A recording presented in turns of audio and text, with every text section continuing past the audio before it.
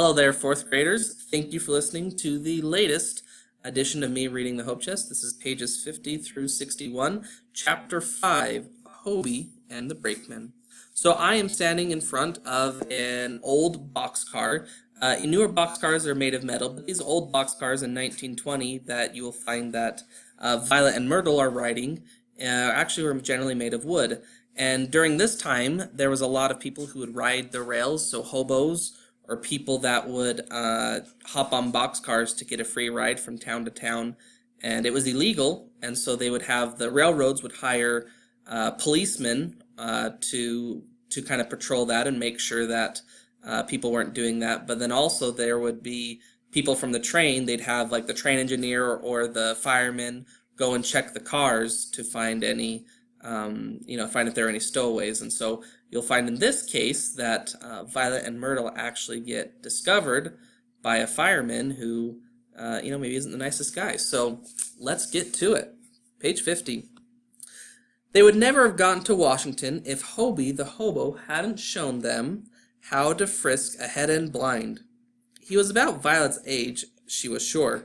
He wore knee breeches, the same sort of ankle-high black boots that Myrtle and Violet had, but his face wore a studied expression of world-weariness that made him look at least 40. He had a plug of tobacco fixed firmly in his left cheek, and he talked around it in fluent hobo slang. "You Angelina's looking to catch a blind?" he said as Violet and Myrtle stood on the platform in Penn Station, wondering what their chances were of boarding a train without tickets and not being caught. "What?" said Myrtle. "Are you blind baggage?" he said. I don't think so," said Violet firmly in an attempt to end the conversation. Hobie looked exactly like the wrong sort of people that her mother was always talking about. "Too bad. You should be, if you want to make the miles. Hopping the freights is for rubes," said the boy. "Too slow, even if you get on a 500-miler. Who wants to spend all their time on the dragline? And you can get your legs sliced off riding the rods. You got to ride the blinds if you want to make any miles." Violet moved away, but to her distress, Myrtle was looking at the boy with interest. "Can you get us onto a train?" Myrtle said. "Thought you'd never ask, Angelina. Name's Hobie. Hobie the hobo." He extended his hand. Myrtle shook it. Then he stuck his hand at Violet. She wanted nothing to do with the boy, but she was too polite not to take his hand and shake it. His hand felt rough and calloused. "A lot of the brothers and sisters of the road won't come into the big burgs," Hobie said. "Too many bulls in New York. But it ain't hard if you stay away from the freight yards and know how to catch a blind." "We need to get to Washington," said Myrtle. "Can you show us how?" "Washington?" Hobie swept his hair back from his forehead and rocked back on his heels, thinking, "Gonna catch the bum zone and then the Ma and Pa. Those are the railroads," he added. "Gonna change and fill in Baltimore. Stay off the hot boxes unless you can catch a hot shot. You Angelinas don't know nothing about riding the rails, do you?" "No, nothing," said Myrtle. But it soon became clear that Hobie knew everything, at least about hoboing, and he intended to tell it to them. As he talked, Violet drew Myrtle aside and tried to whisper that they needed to lose Hobie quickly. Myrtle wouldn't even let her start. "He's going to help us," she said, shrugging Violet away. Violet was annoyed. She didn't want to be thought a coward. She liked that Myrtle was a person who was willing to just take off and do something, like leave her school, institute, and go to Washington. It reminded her a little of Flossie, who was always ready to try something new without a whole lot of discussion and worrying and planning. Violet wondered if she'd changed so much since Flossie's death that she'd become a worrier and a fraidy-cat that Flossie wouldn't even like her anymore. It was a horrible thought. She listened to what Hobie was telling them. To be blind baggage meant riding in the blind spot between the engine and the baggage car of the passenger train. The trick was to duck in just after the highball, the 2 short blasts on the whistle that meant the train was about to leave, and after the conductors had all stepped onto the train. When the blast came, Hobie grabbed them each by hand and darted onto the steel platform behind the engine, so quickly that Violet caught her foot on the edge, stumbling, and almost fell onto the tracks. Hobie grabbed the collar from Minnie Blouse and pulled her back. "Steady, Angelina," he said. They sat facing backward on account of the cinders, which flew back from the smokestack as the train gained speed and filled the air with the smell of coal smoke. Violet and Myrtle sat huddled together, trying not to look at the ground whizzing by beneath them. The train jolted about as it picked up speed, and there was nothing to hold on to. The platform had no walls. One good jolt, Violet thought, and the three of them would fly off into the landscape that was zipping past. Hobie was unperturbed. He leaned back and told them about his adventures. He was 12 years old, he admitted, and he'd been riding the rails on and off for 2 years. "Where do you come from?" Myrtle asked. "Tennessee. Copper Hill, Tennessee. Up in the Blue Ridge. But there ain't hardly nowhere I ain't been," Hobie bragged. "Been all over Hobiemia." He swept his arm to indicate the scenery they were passing, which they couldn't see very well because they were squinting to keep the cinders out of their eyes. It seemed to go on forever. What if she just stayed home, Violet thought. What would she be doing right now? It was night. She would have already read to Stephen. Dinner would be over, including the nightly endurance of table manners and impossible rules, like eating everything on your plate, even horrible, grisly, fat pieces of meat, or you'd have to eat it for breakfast tomorrow. She'd be alone in her room, in her bed, under the green Chanel bedspread, reading one of her Oz books by the bedside lamp. Instead, she was hunched over on the vibrating iron platform, breathing smoke and nearly deafened by the clatter of wheels on rails, so she could hardly hear Hobie. He seemed to be saying that he didn't need to go to school because he was going to be educated at some hobo college that some rich man was starting. It must have been nearly midnight, Violet guessed, when they reached Philadelphia. They walked across numerous tracks to a freight yard. "We can catch a fast freight from here to Baltimore," Hobie said, "but it ain't here yet. I'm going to go over to the jungle and get some hobo stew." He indicated a clump of trees from which a thin column of smoke was rising. Violet and Myrtle started to follow him, but he held up a hand to stop. "No, you Angelina stay here. This is a bad jungle. Too many of the Johnson family, you know what I mean? Too many profesh." "I guess he means criminals." Violet stopped and looked at Myrtle. "Oh no, do I look as bad as you do?" "Probably," said Myrtle, "if I look that bad." "You do," Violet assured her. Myrtle looked as though she had taken a bath in charcoal. Her dress was no longer blue and white striped, but coal smoke black, and her formerly white mob cap and apron matched. They sat down on the gravel of the roadbed. It was very uncomfortable. Violet wondered if there was anywhere nearby where they could buy something to eat. Anywhere that wouldn't mind serving people who looked like they had been swept out of the bottom of a fireplace, and if any place was even open at this hour. "What time do you think it is?" Violet asked. Myrtle shrugged. "Really late. I think it was around 10 at night when we left New York." Hobie brought them 2 tin cans full of what he said was stew. Violet was too hungry to be particular. They drank and ate the stew as best they could with their grimy fingers. It was full of vegetables Violet didn't recognize, and bits of meat it was best not to examine too closely, but it tasted all right. "We'll sleep here tonight," said Hobie, "but not in the jungle. I didn't tell the Yeggs you were here. Some of them don't know how to act proper around ladies. We'll sleep over there in one of them broke-down cars. There's a through freight to Baltimore tomorrow." So that's what they did.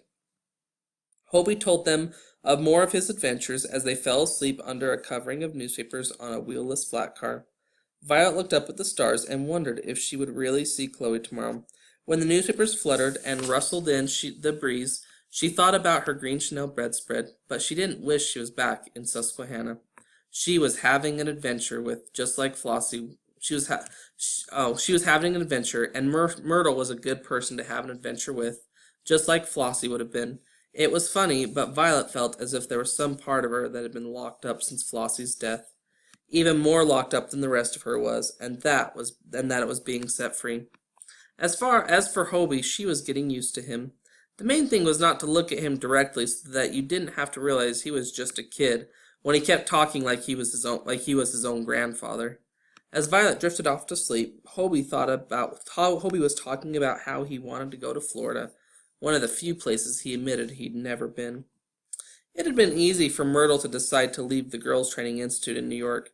In her mind, she'd left it the moment she arrived a year ago, when she was 9. Myrtle didn't know where her life was going to take her, but she was ready for it to take her somewhere else, and she didn't intend to be anyone's maid.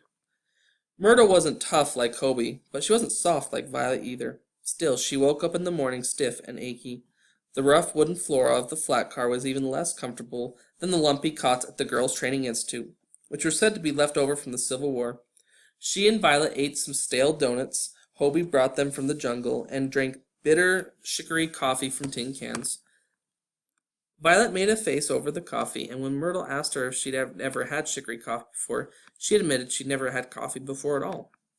Hobie was wrong about one thing. Boxcars were a lot more comfortable than riding the blinds. They rode in a deadhead, an empty boxcar, on the through freight to Baltimore. When they got to Baltimore, the railroad police, whom Hobie called bulls, chased them away from the blinds, so they had to take another freight. They were jouncing around along in an empty boxcar, sitting on the wooden floor, watching tobacco fields pass by, and listening to Hobie talk about the Rocky Mountains, when there was a loud wooden thump, and a white man in a blue coverall landed on the boards in front of them. Myrtle leapt to her feet and backed away from him.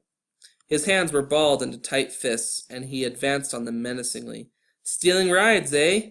Should I turn you into the bulls, or just throw you off the train?" Hobie got to his feet and folded his arms. "It's your train, is it?"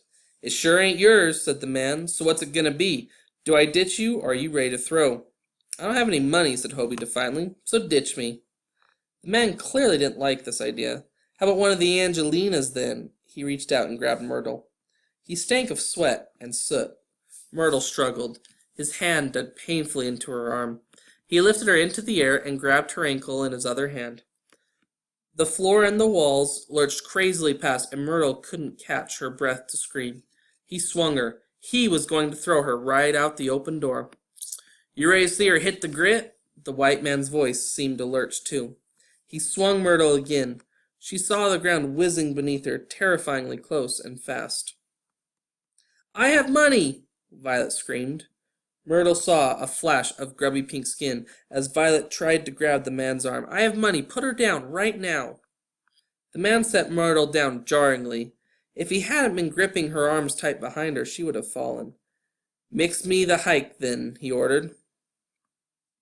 Violet scrabbled in her blouse and drew out a pinned handkerchief. She had started to hand it over when Hobie grabbed her arm. "Don't," he said. "Are you crazy?" Violet snapped. 15 cents, Hobie said. "He gets 15 cents. 30, said the criminal, twisting Myrtle's arm a few inches for emphasis. It hurt horribly. Myrtle felt dizzy with pain. She saw Violet wince with sympathy. 15, said Hobie. "That's the hike." 10 cents per 100 miles, said the criminal. "Each." "We ain't going no 100 miles, said Hobie. "We're going to Washington, and that ain't but half that.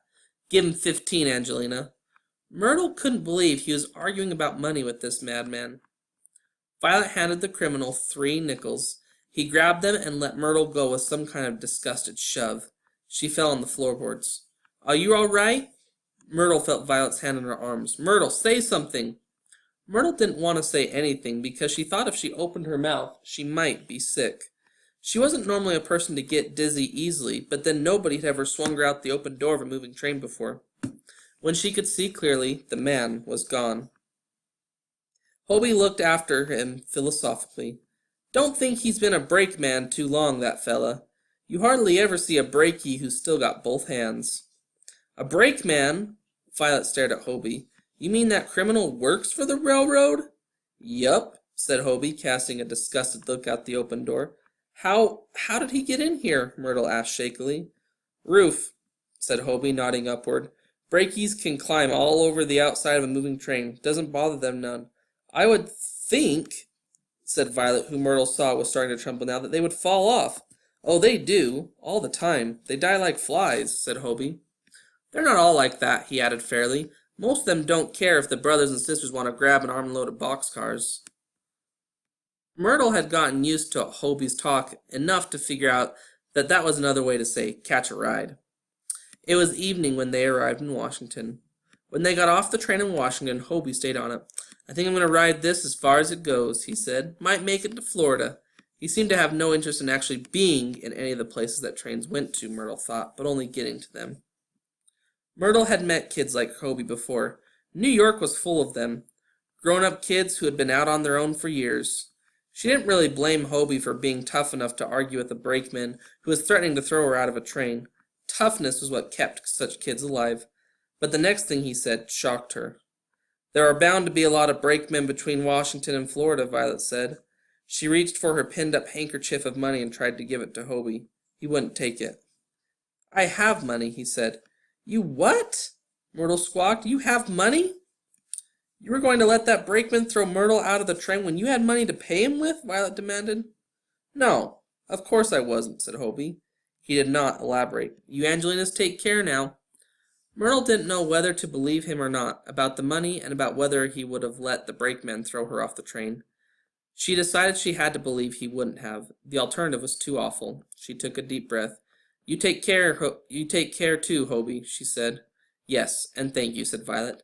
They waved to him as the train pulled out. Thanks for listening. That's probably one of my favorite chapters in the whole book. It's a good one, isn't it?